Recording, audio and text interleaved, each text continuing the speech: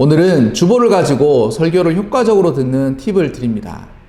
주일 예배에 늦지 않게 가셨다면 예배와 말씀을 위해 기도하시고 주보에서 그날의 설교 본문을 찾으셔서 꼭 미리 읽어보시기 바랍니다.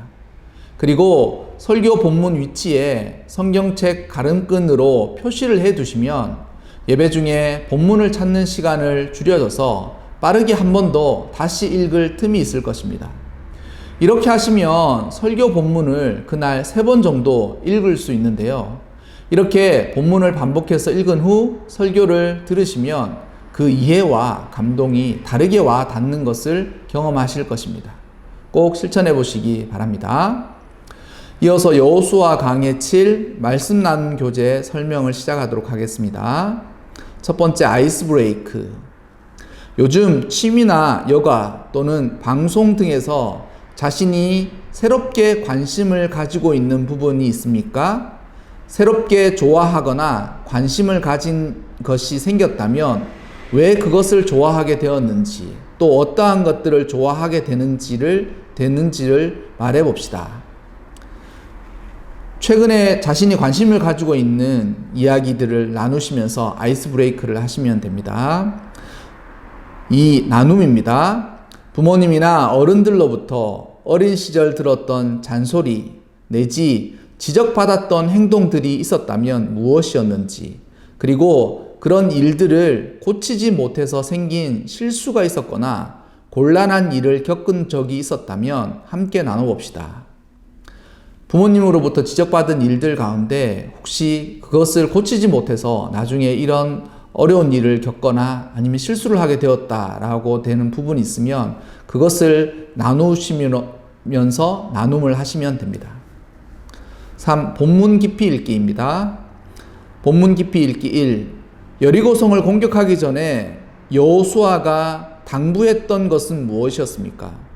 여호수아 6장 17절에서 21절 말씀을 읽으시면서 공격을 앞두고 여호수아가 여러 번 반복해서 당부했던 그 말씀과 그 내용은 무엇인지를 찾아보는 것입니다. 본문 깊이 읽기 2. 여리고성 전투에서 하나님의 승리 전략을 읽어보시고 그렇게 하신 이유와 뜻을 생각해 봅시다. 전투는 전략이 필요하지 않습니까? 근데 이 여리고성 전투에서의 하나님의 전략이 무엇인지를 읽어보고 생각해 보는 것입니다. 여호수아 6장 8절에서 21절까지 말씀입니다. 좀 많이 긴 본문이지만 차근히 읽어보시기 바랍니다. 3. 여리고가 헤렘 전쟁으로 몰살당하게 된 이유를 말씀을 읽으면서 유추해 봅시다. 이 헤렘 전쟁은 설교에도 나왔다시피 모든 생명 있는 것들을 다 멸절시키는 전쟁이었습니다. 그리고 가나안 전쟁이 헤렘 전쟁으로만 치루어진 것이 아니고 여리고만 헤렘 전쟁으로 치루어진 것이었습니다. 그런데 이 여리고가 그렇게 할 수밖에 없었던 이유에 대해서는 성경에 구체적으로 언급되어 있지 않지만 그 내면은 충분히 짐작해 보거나 유추해 볼 수 있습니다. 여호수아 6장 26절 말씀을 읽어보시면서 왜 그렇게 하셨는지, 그리고 헤렘의 뜻과 의미가 무엇이었는지를 한번 생각해 보시기 바랍니다. 4. 적용입니다. 요즘 가장 씨름하면서 고민하는 나의 문제는 무엇입니까? 그 문제를 어떻게 풀어나가려고 애쓰고 계십니까? 혹시 그 문제에 관한 하나님의 뜻은 발견한 것이 있습니까? 만일 있다면 그 방법은 어떤 것인지 스스로 정리해 보십시오. 여리고 전투와 같은 방법으로 실현될 수도 있습니다. 적용 부분은 각자 자신의 삶의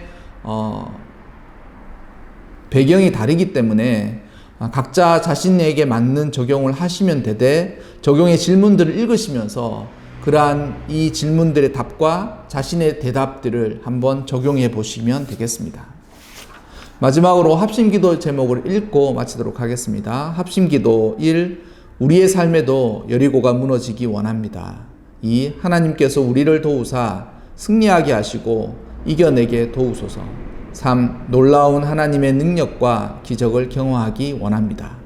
이렇게 합심기도를 내어놓고 합심기도한 이후에 자원자나 인도자의 기도로 마무리를 하시면 되겠습니다. 그리고 또한 이런 합심 기도의 어떤 응답이라든지 아니면 내가 학신 기도한 이후에 변화된 어떤 모습들이 있다면 함께 말씀 나눔 교제 공동체에서도 나눠보시면 좋을 것 같습니다.